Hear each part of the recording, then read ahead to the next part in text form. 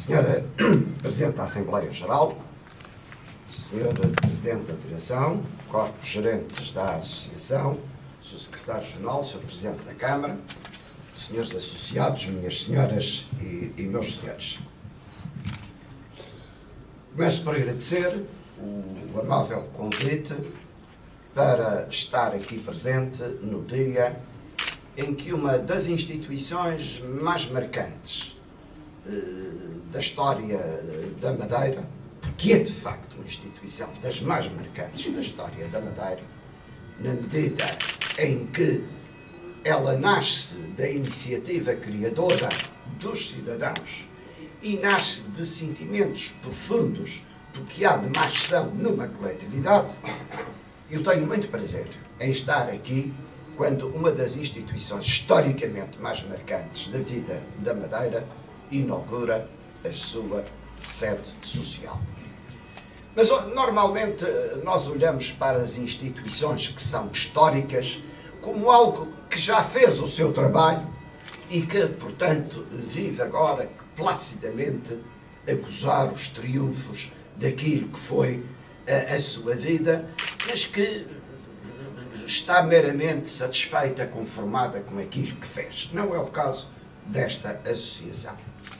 É marcante também o facto de esta associação nunca se ter conformado com as várias contingências do tempo, nunca ter parado, ter tido sempre a iniciativa e a criatividade de se adaptar às novas circunstâncias.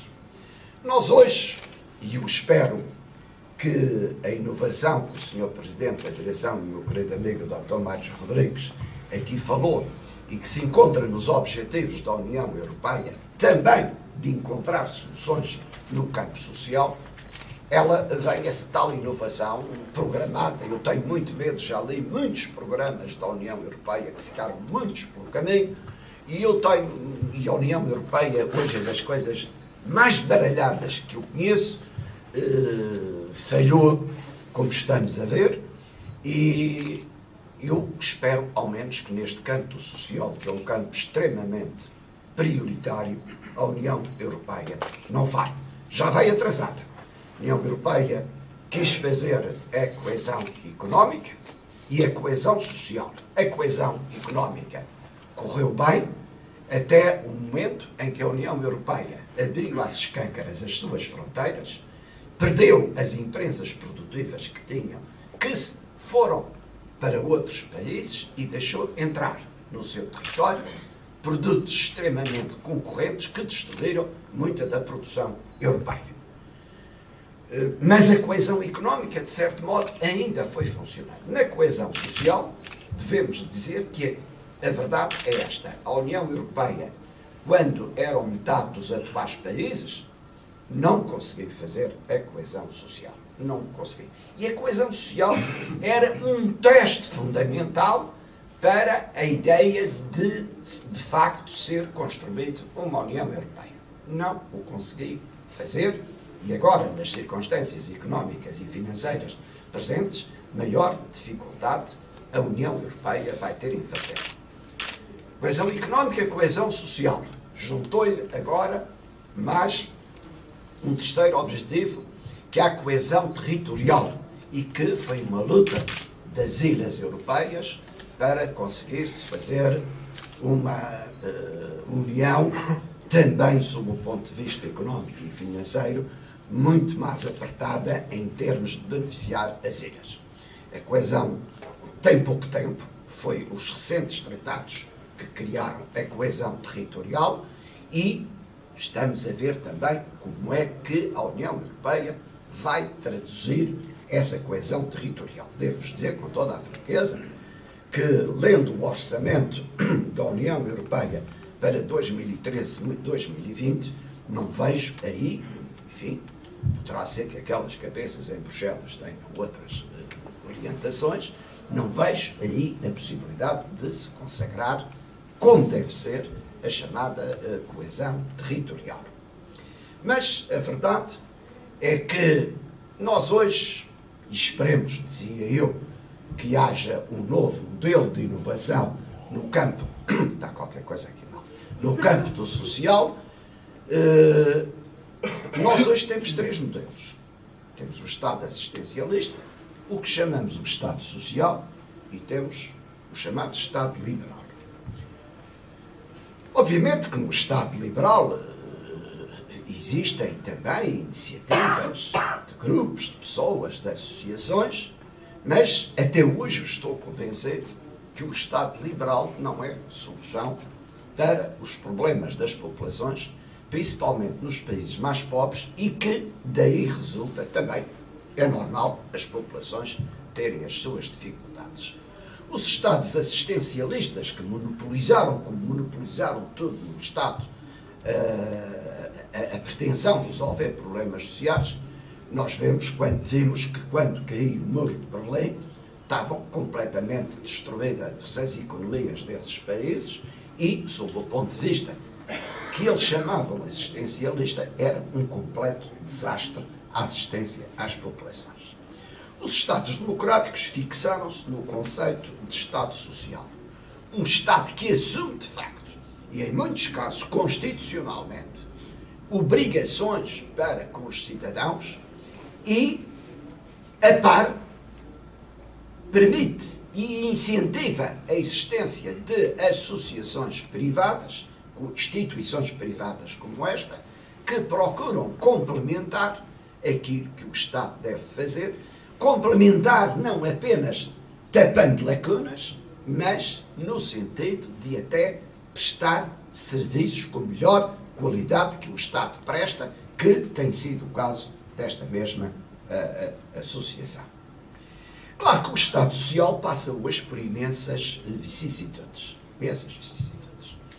Para mim, os principais problemas que o Estado Social hoje passa foi, em primeiro lugar, com a queda do Muro de Berlim, a Europa de economia livre, e temos que continuar a ter economia livre, a Europa de economia livre deslumbrou-se, perdeu o juízo. E não havia, por assim dizer, aquela ameaça a leste da Europa, não havia ameaça sobre o mundo livre, e dava a impressão que tinha nascido um novo império sobre a égide dos norte-americanos e, portanto, deslumbrou-se. Os Estados foram permitindo a existência de um capitalismo selvagem e tivemos, a certa altura, quando os Estados não são reguladores, quando os Estados não têm autoridade, como é o caso do Estado português, quando os Estados não intervêm como devem intervir, o que é que sucede? As forças do mercado desinvestem, é o termo, ganham força excessiva sobre o próprio Estado e nós temos esta crise agora. O poder financeiro dos bancos, outros poderes e interesses económico-financeiros sobrepuseram-se ao próprio poder do Estado e daí nasceu uma crise que não pode ser enfrentada sem, novamente, intervenções cuidadas e inteligentes dos Estados. Esta foi a primeira. A segunda razão foi, de certo modo, o multipartidarismo desenfreado que decorreu e decorre na Europa. Se os senhores repararem, os Estados Unidos limitaram sempre a ter 2 partidos. Praticamente na Inglaterra, só recentemente, é que o terceiro partido ganhou alguma força. Ora, quando há um multipartidarismo, quando, de facto, a vida democrática é feita de liberdade, ainda bem que as pessoas é que votam, é que escolhem os seus governantes, mas a lei da concorrência, quando se disputaram eleições por todo o lado, fez com que, a certa altura, caíssemos naquilo em que, na Primeira República, se chamava o bacalhau a pataco. E o que era? Toda a gente desatou a prometer muitas coisas. Ninguém fez contas ao dinheiro. A parte militar, mesmo antes da queda do Muro de Berlim, estava assegurada pelos americanos, os americanos que pagassem a parte militar, e foi ver quem dá mais. Ora, estes quem dá mais, mesmo que às vezes nós vejamos que os próprios partidos políticos não conseguem depois cumprir as suas promessas, esta é a realidade, não conseguem cumprir as suas promessas todas, a verdade é que algumas eles tiveram que cumprir, e tiveram que cumprir já acima das possibilidades dos próprios Estados. E caímos, portanto, nesta situação que também vem lesar a capacidade dos Estados de prestar o devido cuidado social aos seus associados, aos seus cidadãos. Ora, eu quero aqui hoje dizer que temos que manter o Estado Social. Temos que manter o Estado Social. Temos que manter o Estado Social, não talvez com uma certa demagogia que agora existe de querer alargar o Estado Social, foi alargado a âmbitos que é impossível manter. Mas eu considero que não pode deixar de haver Estado Social no campo da saúde, no campo da solidariedade social, no campo da habitação, no campo da educação, no campo da cultura, no campo do desporto. São sectores em que se tem a clara visão de que, se não houver uma intervenção do Estado, intervenção no sentido de apoio, não uma intervenção no sentido de ditar ordens às instituições privadas, e que não pode funcionar sem também, para o mesmo efeito e para estes fins que aqui estão, haver também instituições privadas ao lado do Estado, caso das cooperativas da habitação, caso desta instituição, no caso da saúde e da solidariedade social, caso dos clubes desportivos no campo do desporto, caso das associações culturais no campo da cultura, etc. Sem este sector privado não se pode trabalhar. O povo madeirense compreendeu isso e daí ter nascido esta Associação de Socorros Mútuos, que é uma marca no pioneirismo do mutualismo em Portugal. A associação teve várias vicissitudes, mas vicissitudes que foram sempre muitíssimo bem e inteligentemente resolvidas pelos seus associados. Desta associação nasceu um importante banco para o país. Eu acompanhei muito a criação da transformação da Caixa Económica em banco, de quem esta associação, a senhoria, é preciso frisar muito bem, e de onde a associação vai buscar fundos importantes. Eu acompanhei, acreditam-me agora a rir, porque me lembro, porque no dia que foi para criar esse banco, eu tive que ir 2 vezes ao gabinete do Primeiro-Ministro e fazer 3 reuniões com o Ministro das Finanças, tudo no mesmo dia. Era uma coisa absolutamente louca. Era o Miguel Cadilho, o Ministro das Finanças. Eu tinha um certo à vontade com ele, tínhamos sido colegas de tropa. O Cadilho chegava a um ponto e depois dizia: bem, eu daqui por diante não tomo nenhuma decisão sem o Primeiro-Ministro, que era o atual Presidente da República. E eu que me tinha cometido a anjolice de ter dispensado o motorista, porque eu dizia: não sei como é que este dia hoje vai ser, deixa-me aqui o carro, e que não sou um grande condutor, há aí também fama disso, e como me deixaram um carro que eu nunca tinha guiado, bem, não queiram saber. O Miguel Cadilho dizia: agora vá lá acima ao Primeiro-Ministro. Telefonava, lá eu pegava num carro. Bem, a primeira vez que peguei nele, eu subi em primeira e segunda a calçada de São Bento. Toda a gente apitava atrás de mim, queria saber. E eu, que a preocupação, estava a ver o que estava em jogo nessa altura. Chegava ao cavaco e dizia: agora vai outra vez lá abaixo ao Ministro das Finanças. Lá venho eu outra vez para o Ministro das Finanças. Depois chegou-se a um ponto que... e já vão dizer porque eu vou contar isto, porque esta associação tem dirigentes, e nesse dia o professor Cavaco ensinou-me uma coisa que eu não pratico. E depois vim cá acima, vai abaixo, segunda vez cá para cima, a certa altura ouço esta conversa à minha frente entre o Primeiro-Ministro e o Ministro das Finanças. O Jardim está aqui outra vez e eu queria que chegassem hoje mesmo a acordo, compreendendo que o grande argumento do professor Cavaco era que nessa altura havia uma grande confiança dos imigrantes com os seus depósitos aqui na Caixa Económica do Funchal e o que a Caixa Económica do Funchal representava em termos de mundo português, e tinha que se resolver o assunto. E à segunda, desde o professor Cavaco Costa, vá outra vez lá abaixo, ou coisa. À terceira, ainda ao Ministério das Finanças, nesse dia. E ele deu-me uma breca e disse: professor, explique-me uma coisa. O tipo é seu ministro. Dê-lhe uma ordem, faz favor. E disse ele: sabe, eu não dou ordens aos ministros. E eu olhei para ele e disse: olha, eu cá às vezes, está aqui o colega meu, dou ordens aos secretários regionais. E depois assumo a responsabilidade daquilo que mandei fazer. Eu cá dou ordens. Sabe, não se deve dar ordens. Que é para responsabilizar os outros daquilo que fizeram. E diz: eu por aí não vou, senão nunca mais se resolve as coisas.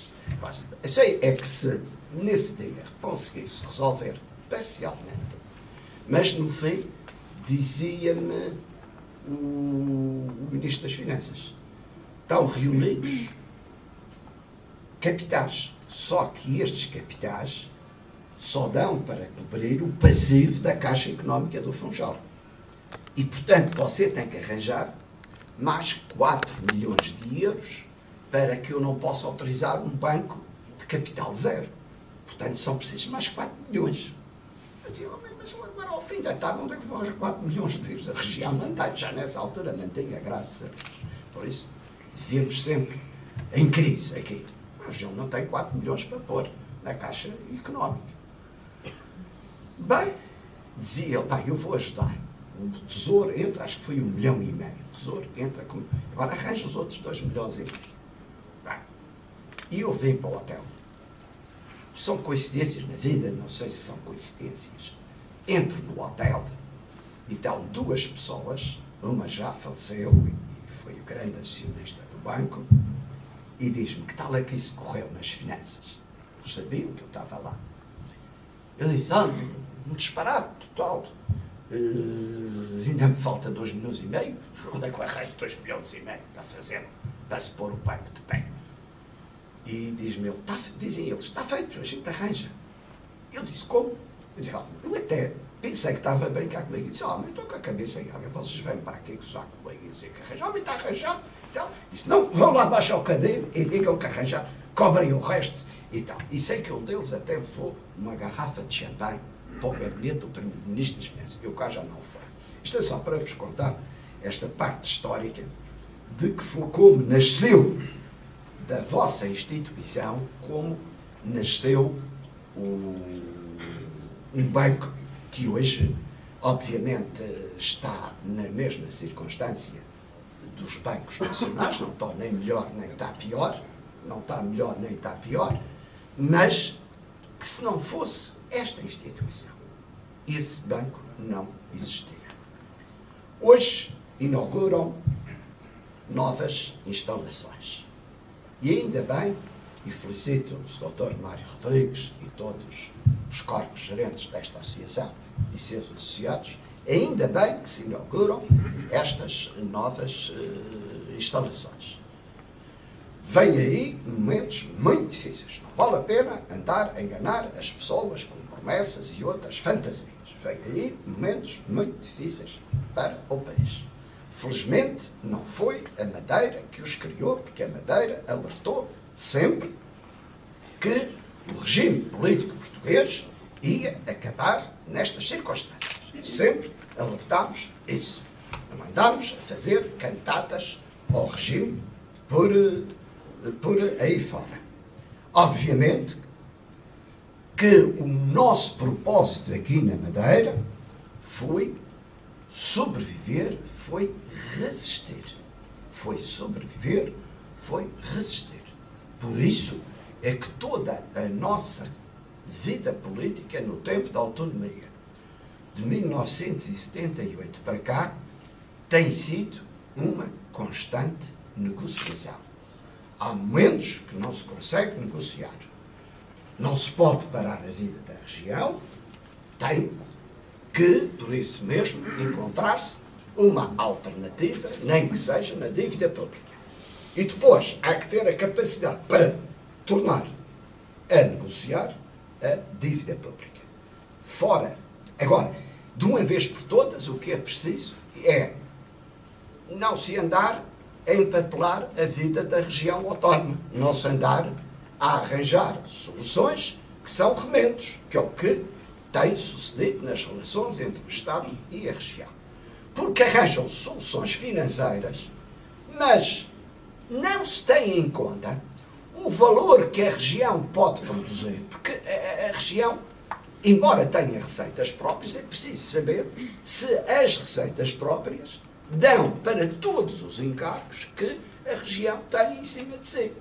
É preciso saber, quando se regularizam situações financeiras, como já por 2 vezes no antecedente, e que agora decorre uma terceira negociação, é preciso saber se se vai resolver só uma situação de tesouraria e de contabilidade ou se se vai criar de uma vez por todas uma solução em que, por um lado, haja receitas e despesas, mas, por outro lado, haja uma economia que não esteja estrangulada e que continue a funcionar.